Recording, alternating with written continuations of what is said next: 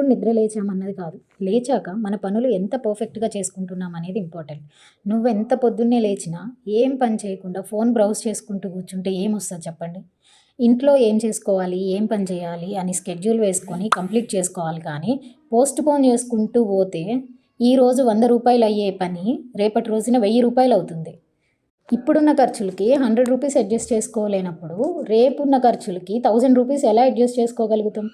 So మనం పని post phone చేస్తే ఆ టైంకి తగ్గట్టు ఆ టైంకి ఉన్న బడ్జెట్ మనకి కష్టంగానే ఉంటుంది. సో తక్కువ ఉన్నప్పుడే చేసేసుకోవడం బెటర్ అని నా ఫీలింగ్. మనం ఎంత చెప్పినా చెప్పేంత వరకే ఉంటాయి, కానీ పాటించడానికి వచ్చేసరికి మాత్రం అవ్వదులే. కానీ ఈరోజైతే ములక్కాయ సాంబార్ చేసేసుకుందాం, వచ్చేసేయండి.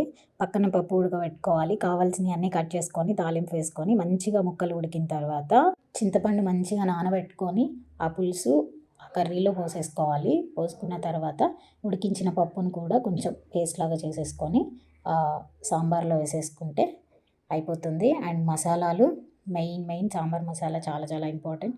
అది వేసిన తర్వాత మంచిగా మరగనిచ్చి అన్నం కొంచెం మెత్తగా వండుకొని వేడివేడి అన్నంలో గుజ్జుగా తింటుంటే ఉంటుంది. ఆహా!